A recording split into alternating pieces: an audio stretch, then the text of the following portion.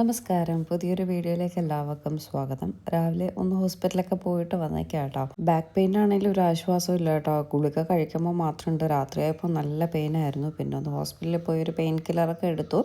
അപ്പോൾ ചെറിയൊരു ആശ്വാസം ഉണ്ട് കേട്ടോ. പെയിൻ കില്ലർ എടുക്കുമ്പോൾ നല്ലൊരു ആശ്വാസമുണ്ട്. പെയിൻ കില്ലറിൻ്റെ ആ ഒരു ഇത് കഴിയുമ്പോൾ വീണ്ടും തുടങ്ങും. മെഫ്താളൊക്കെ തന്നിട്ടുണ്ടായിരുന്നു. അത് കഴിക്കുമ്പോൾ ഒരു ചെറിയ ആശ്വാസം ഉണ്ടാവും. പിന്നെയും വീണ്ടും തുടങ്ങും. അങ്ങനെ പോയി ഒരു പെയിൻ കില്ലറൊക്കെ എടുത്തിട്ട് വീട്ടിൽ വന്നു. വീട്ടിൽ വന്നിട്ട് ടാബ്ലറ്റ്സ് ഒക്കെ കഴിക്കാനുണ്ട്. അതുകൊണ്ട് ബ്രേക്ക്ഫാസ്റ്റ് കഴിക്കണം, വെള്ളം ധാരാളം കുടിക്കണം. വെള്ളം ഞാൻ ധാരാളം കുടിക്കുന്നുണ്ട്. അതിൽ കൂടുതൽ ഇപ്പോൾ കുടിക്കുന്നില്ല. ഇപ്പം മറ്റേ ജീരക വെള്ളം അങ്ങനെയുള്ള സാധനങ്ങളൊക്കെ ഞാൻ നിർത്തി കേട്ടോ. ഗ്രീൻ ടീ എല്ലാം നിർത്തി. ആവശ്യമുള്ള വെള്ളം മാത്രം കുടിക്കാമെന്ന് കരുതി. ഞാൻ ആവശ്യമായിട്ടുള്ള ഈ സാധനങ്ങളൊന്നും കുടിക്കേണ്ടെന്ന് കരുതി അതെല്ലാം നിർത്തി കേട്ടോ. ഇനി അങ്ങനെയൊക്കെ കുടിച്ചിട്ടാണോ വന്നതെന്ന് അറിയില്ലല്ലോ. അല്ലാതെ ഇങ്ങനെ വെള്ളം കുടിക്കുന്ന ഒരാൾക്ക് യൂറിനറി ഇൻഫെക്ഷൻ എങ്ങനെയാണ് വരുന്നത്? രാവിലെ കുറച്ച് ബദാം അമ്മ വെള്ളത്തിലൊക്കെ ഇട്ട് വെച്ചിട്ടുണ്ടായിരുന്നു. അതിനെല്ലാം എടുത്ത് കഴിച്ചിട്ട് ബ്രേക്ക്ഫാസ്റ്റ് എന്ന് പറയുന്നത് ഇഡ്ഡലി സാമ്പാറുമായിരുന്നു. പിന്നെ ഒരു ഇഡ്ഡലിയും സാമ്പാറും കൂടി കഴിച്ചു. ഇന്നലെ ചിക്കൻ തോരനൊക്കെ ഉണ്ടായിരുന്നു കേട്ടോ. പിന്നെ അതിൻ്റെ കൂട്ടത്തിൽ ശകലം ചിക്കൻ തോരനും ഒക്കെ വെച്ച് കഴിച്ചായിരുന്നേ. ഫുഡ് കഴിക്കുന്നതിൽ ബുദ്ധിമുട്ടൊന്നും ഇല്ലല്ലോ, അതുകൊണ്ട് കുഴപ്പമില്ല. എനിക്ക് വേറെ ഒരു ബുദ്ധിമുട്ടും ഇല്ല. ഈ ബാക്ക് പെയിൻ മാത്രമാണ് നിലവിലിപ്പോൾ എൻ്റെ ബുദ്ധിമുട്ടെന്ന് പറയുന്നത് കേട്ടോ.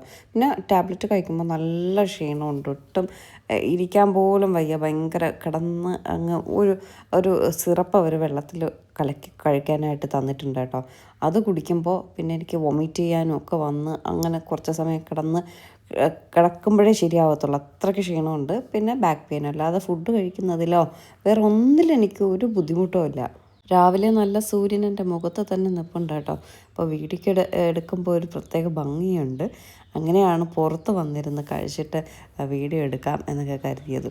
അങ്ങനെ ഞാൻ ഇഡ്ഡലി സാമ്പാറും കഴിക്കുകയാണ്. ഞാനങ്ങനെ രാവിലെ ബ്രേക്ക്ഫാസ്റ്റ് കഴിക്കുന്ന കൂട്ടത്തിലല്ല, പക്ഷെ ടാബ്ലറ്റ് കഴിക്കുന്നത് കൊണ്ട് ബ്രേക്ക്ഫാസ്റ്റ് കഴിക്കാമെന്ന് കരുതി. ചിലപ്പോഴൊക്കെ കഴിക്കും, ചിലപ്പോഴൊക്കെ കഴിക്കില്ല കേട്ടോ. അത് ഇഡ്ഡലി സാമ്പാറൊക്കെ ആണെങ്കിൽ അങ്ങനെ വലിയ താല്പര്യമൊന്നും ഇല്ല. സത്യം പറഞ്ഞാൽ ഇന്നലത്തെ പോലത്തെ വയ്യായിക ഇന്നും എനിക്കുണ്ട്. അതുകൊണ്ട് വീഡിയോ ഒന്നും എടുക്കാൻ വലിയ ഉന്മേഷമില്ല കേട്ടോ. അതുകൊണ്ട് ഇന്നത്തെ വീഡിയോ വളരെ ലെങ്ത്ത് കുറവാണ്.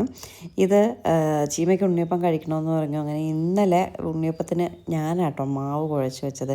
അപ്പോൾ ഞാൻ പറഞ്ഞു ചീമയോട് ഉണ്ണിയപ്പത്തിന് കോരി ഒഴിക്കും. അപ്പോൾ ബേബി ഗേളാണോ ബോയ് ആണോ എന്നൊക്കെ പണ്ടങ്ങനെയൊക്കെ നോക്കുമല്ലോ, അതറിയാമല്ലോ എന്ന് പറഞ്ഞു.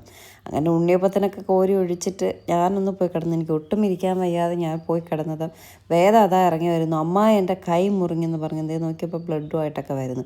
ഇതെന്താണ് സംഭവം ചോദിച്ചാൽ എവിടെയോ കയറി പിടിച്ചു വന്നിട്ട് ഡ്രസ്സിൽ പിടിച്ചപ്പോൾ ബാക്കിയോടെ മുറിഞ്ഞു എന്നൊക്കെ പറയുന്നു.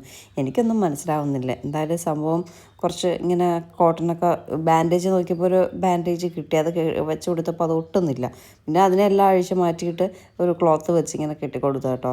അപ്പോഴാണ് വേദയ്ക്കൊരു ആശ്വാസമായത്. 2026 തുടങ്ങിയത് മുതൽ എനിക്കിത് തന്നെയെന്ന് പറഞ്ഞ് അവിടെ ഇടിച്ച് ഇവിടെ ഇടിച്ച് മുറിഞ്ഞൊക്കെയാണ് കൊണ്ട് നടക്കുന്നത് വേദ. ഇപ്പോൾ കൈയുടെ വിരൽ നന്നായിട്ട് മുറിഞ്ഞിട്ടുണ്ട്.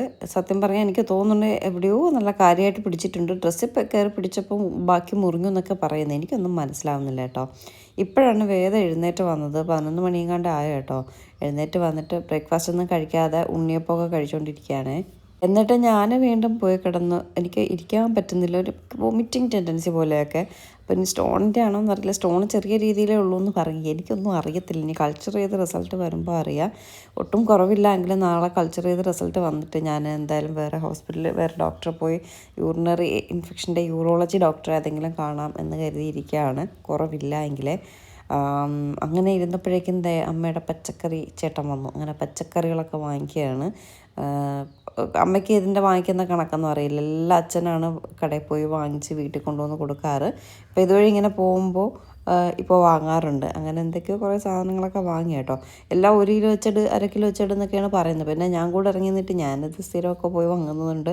ഞാൻ കൂടെ ഇറങ്ങി നിന്നിട്ട് പറഞ്ഞു 1 കിലോ 1/2 കിലോ ഒന്നും വേണ്ട, 1/4 കിലോ ഒക്കെ മതിയെന്ന് പറഞ്ഞ് ആവശ്യമുള്ള സാധനം 1 കിലോ, ആവശ്യമില്ലാത്ത നമ്മൾ മെഴുക്കുവരട്ടിയും ഉപ്പേരിയൊക്കെ ഉണ്ടാക്കുന്ന സാധനങ്ങളെല്ലാം 1/4 കിലോ വെച്ചൊക്കെ വാങ്ങി.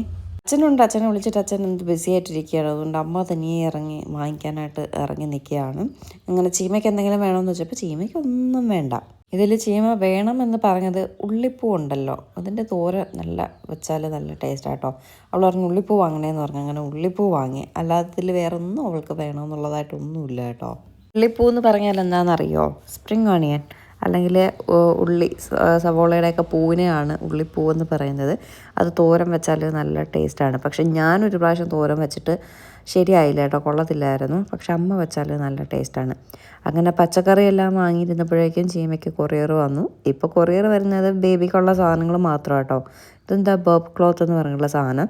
വേദയുടെ സമയത്ത് ഇങ്ങനെയൊന്നും ഉണ്ടായിരുന്നില്ല. ബർപ്പ് ക്ലോത്ത്, അങ്ങനത്തെ ക്ലോത്ത്, ഇങ്ങനത്തെ ക്ലോത്ത്, അതൊന്നും ഉണ്ടായിരുന്നില്ല. ഇപ്പോൾ പിന്നെ ഇല്ലാത്ത സാധനങ്ങളൊന്നുമില്ല, സോഷ്യൽ മീഡിയ വഴി കാണാത്ത സാധനങ്ങളൊന്നുമില്ല. സത്യം അതൊക്കെ കാണുമ്പോൾ എൻ്റെ കൊച്ചിനതൊന്നും ഉണ്ടായിരുന്നില്ലല്ലോ എന്ന് ഓർക്കുമ്പോൾ എനിക്ക് ഭയങ്കര വിഷമമാണ് കേട്ടോ. കുഴപ്പമില്ല, നമ്മുടെ ബേബിക്ക് നമുക്ക് ഉപയോഗിക്കാമല്ലോ, കുഴപ്പമില്ല. അതും നമ്മുടെ ബേബിയാണല്ലോ, അതിൻ്റെ ഒരു സന്തോഷമുണ്ട് കേട്ടോ. അങ്ങനെ ഇതൊക്കെ ഓർഡർ ചെയ്ത് ഓരോ ഇതിൽ നിന്നും ഓൺലൈൻ ഇതായിട്ട് ഓർഡർ ചെയ്യും കേട്ടോ. ബേബി ഐറ്റംസ് ഒന്നും റിട്ടേൺ ഇല്ല, അപ്പോൾ അതുകൊണ്ട് നോക്കിയും കണ്ടും വേണമെന്നുള്ളത് മാത്രം വാങ്ങും. പിന്നെ ഇതെന്താണ്, ഡിസ്പോസിബിൾ ബ്രസ്റ്റ് പാഡ്സ്. ഇതൊന്നും എനിക്കറിയത്തില്ല. നമ്മുടെ സമയത്തൊന്നും ഇതൊക്കെ ഉണ്ടായിരുന്നായിരിക്കും കേട്ടോ. ഇപ്പം പിന്നെ സോഷ്യൽ മീഡിയ ഒക്കെ കാര്യമായിട്ടുള്ളത് കൊണ്ട് അതുവഴി നമുക്ക് കുറേ ഇൻഫർമേഷൻ കിട്ടും. ഈ ഒരു ഇൻഫർമേഷനൊക്കെ സത്യം പറഞ്ഞാൽ എനിക്കിപ്പോഴാണ് കിട്ടുന്നത്.